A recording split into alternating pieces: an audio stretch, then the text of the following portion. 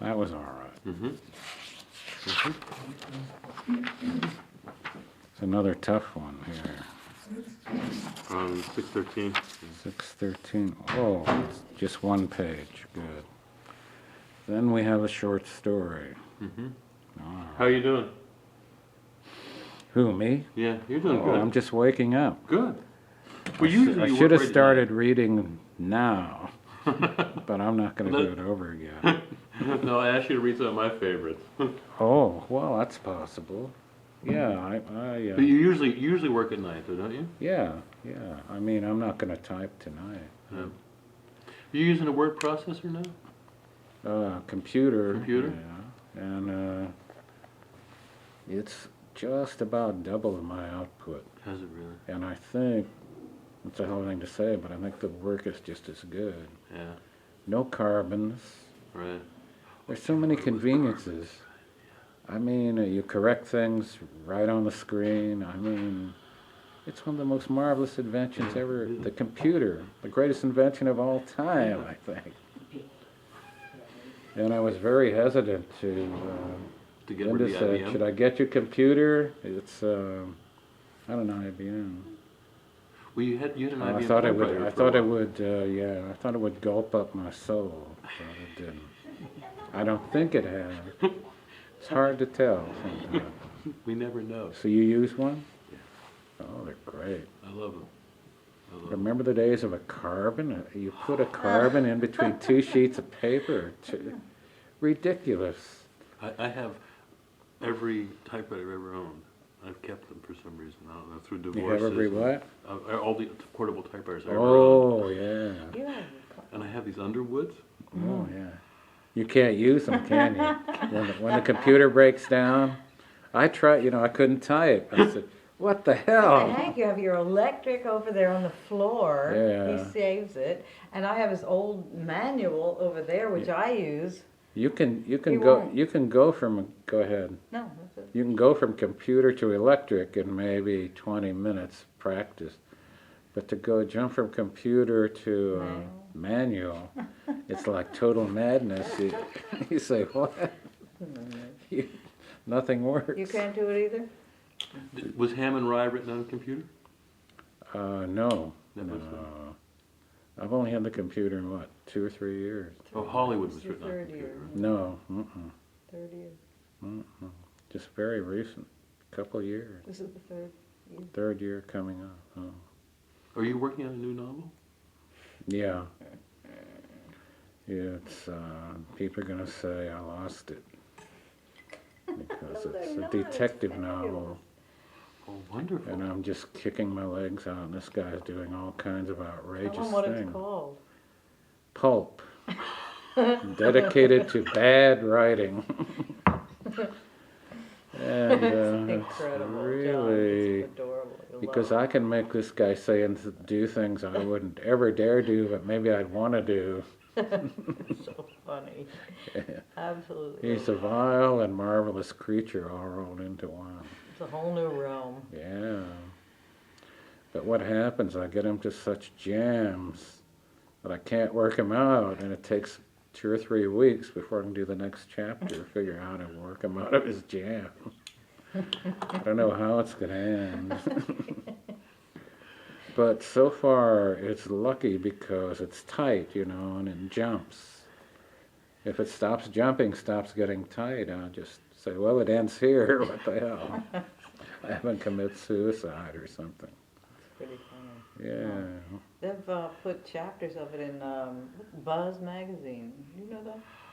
Buzz. I don't It's some LA magazine. No, they just print LA They stuff. print some of his chapters in there. It's not Henry. Hmm? Is it Chinaski? No, this guy. I hate to tell you his name. Tell your name. Mickey Belaine. Oh, how corny can you get, So Mickey funny. Spillane. This is a detective story to him. Nobody will ever write another one after this. This has Hammer, Chandler, Spillane, and me in it. So, I'm having a lot of fun. That's all. I bet. Yeah. But like I say, he gets in these jams. And I sit out the racetrack sometimes in between races. How the hell am I going to get him out of this one? So, I was thinking anyway. you were coming back on the harbor, figuring, what am I going to do with my... On the harbor, I never, driving, I don't think too much of other things. In Do you between really? races. I'm not unable Listen to to. music. Yeah, I do too. What do you like to listen to? What have I been listening to? I've been listening to Charles Ives lately. Oh, Mm. nice. Crazy American composer. Right? Yeah, he was out there, wasn't he? He was crazy. Well, he just replayed other melodies in his own way, a lot of them, Yeah, but him... Did it as a hobby. Yeah. But I mean, the best of America is that kind of thing where things just break, get loose, and you never know what's going to happen. That kind of thing. You ever listen to the talk show, 640? No. I do sometimes, because you get some interesting stuff now. Well, you have a great ear for the American vernacular. Yeah, I try to pick. I just do it to entertain myself. I'm not trying to help my writing. But yeah, they say I'm good with dialogue. I've lived a lot. I've heard enough fucking conversations. I ought to be. Well, your ear is uncanny for Yeah, American speech. yeah. You have that flat patter down. Yeah. factory workers and all that. Well, the people that I never was get a written bl- about. I was blessed with a crappy life. That's all. Crappy life to write about. Was really lucky, a lot of writers that get famous when they're 22, 23, and then they're in the literary world, they're going to cocktail parties, and nothing's happening but that. So they miss out on the manure pile.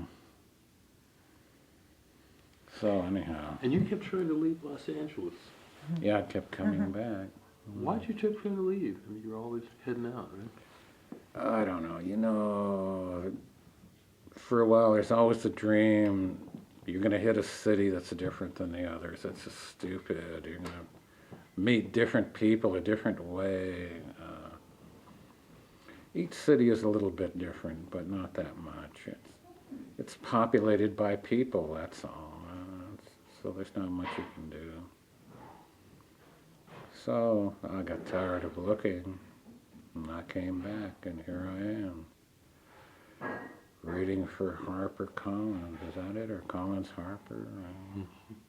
One of your lines was, I think, Hmm? you had this great line that you said, I left LA because I had too many friends there. Oh, I don't think I ever had many friends. Or you knew too many people. Oh, geez, I don't think you got that line quite right. You might be right. Oh, I think I was applying for a job somewhere. I used that as a bullshit line. Oh, yeah. I took it seriously. Oh, yeah. I was, the application, filling out the form, talking to oh, yeah. They held me back. Oh, you have read me. I see. The guy believed me. I want to forward my career. I had too many people. I had too many friends holding me back. Yeah. Well, you got to get a job. You kind of give them a little bullshit, what they want to hear. I was always lucky in landing jobs. There'd be 10 guys in the sitting room. They'd take me for some damn reason. And I guess I finally figured out the reason. They figured out I was dumb, and I was too dumb to steal. So they took me. Well, you had a phrase. I mean, when I got this assignment, I went back and looked through the things that I underlined. That you said about your father, there was the indecent dullness, which I thought was one of the most amazing descriptions I've ever heard. It fits my father very well. Indecent dullness. Mm-hmm. He was a champion at that. Oh, God. He talked about the job, was all he ever talked about. He come home from work and he'd start talking about the job, what he did on the job that day. Till they fell asleep, they'd be talking about the job. So I'm laying in the other room and I said, hell, if this is what happens, I don't want a job ever. Now I got one reading onto tape for... Isn't it fun? No, I cussed Martin. I said, you know, I got out of the post office, now you want me to read for 5 hours? For Christ's sake. But, like I said, I'm a spoiled toady. I should be overjoyed to be doing this, but I'm not. Oh, maybe a little bit? No, I think it's kind of funny and ridiculous. I'm not overjoyed. I think it's kind of weird. That's all. Yeah. But I'm not down on it. It's just, it's a freaky thing. It's not quite right. But I'll go with it a little bit. Well, is it like what you say about poetry, that there was always something suspect about it? Yeah, reading especially, there's something suspect about it. Did you have happy childhood? Oh, not that I remember. Then you didn't. Your mother might be listening. His parents are listening. I don't know if they're alive or not. But. Where did you grow up? In western Pennsylvania, in Pittsburgh. Pittsburgh. Right, which was... Oh, this is Philadelphia. I'm from Bryn Mawr. Oh, that's fancy. I grew up in lower middle class. Ah, And Pittsburgh was a working town. Yeah. Philadelphia was a fancy town. yeah. I remember the only thing I knew about Pittsburgh, I was passing through on a bus going somewhere.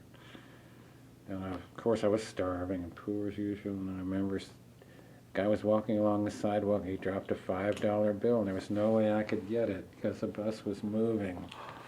So I remember about Pittsburgh, the $5 bill I couldn't pick up.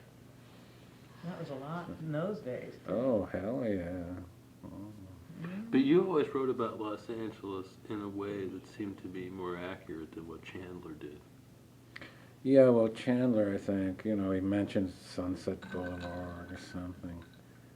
I think it's more of a flash thing, a kind of an LA flash, I think I get the people of LA in there more, But I shouldn't say that. But I should. This is where I've been, so. I always felt that you got to me what the pantry felt like. What was that? The pantry restaurant downtown. Oh, the pantry. Or Clifton's Cafeteria. Oh, good old Clifton's, yeah. I'd taken Linda down there. Felipe's. Yeah, Felipe. For French dip sandwiches. Yeah.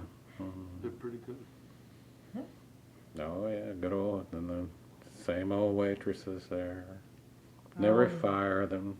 I always remember you talking There's about no turnover at Felipe's. There's a good-hearted owner. Oh, well, I don't know who runs it now. And about the bums, they'd say, the waitresses or the people would say to the owner, well, how about the bums? Well, if they sit there and drink their coffee, don't bother anybody. Leave them alone. Or if they just sit there, leave them alone. Don't bother them. So, there's a good-heartedness there. Mm-hmm. Yeah. Used to be. norms. You'd always talk about norms. Well, that was in Hollywood. Pico. That was kind of that was just a place where you went with your hangover, You mentioned a good deal. Mm. But you always seem to have captured the sense of space between people in this town. The kind of a loneliness, a physical loneliness that happens here. But if I do, it's not a deliberate thing. It just happens as I write it down. I don't know what I'm doing, But I think, for some reason, I'm not really in with the in boys, I think my writing is really pretty fucking powerful stuff. But I think after I'm dead and safe, they're going to trot me out. I'm going to really be discovered, Bukowski, it's going to be sickening. But right now, I like it this way, kind of quiet. And, course, this reader thing may spoil things, but what the hell? I can be spoiled a little, right? Okay. Well, you always seem to be like a prophet of decency. You trying to ruin my sales? That's beautiful. Trying to ruin my No, business? that's I always so thought true. you were That's a such a prophet of beautiful thing to decency. say. That's so true that he said that. Not many people would say that. That's very, very true. I don't know what I am. I'm going to the bathroom. Go quick, I'm next. Okay.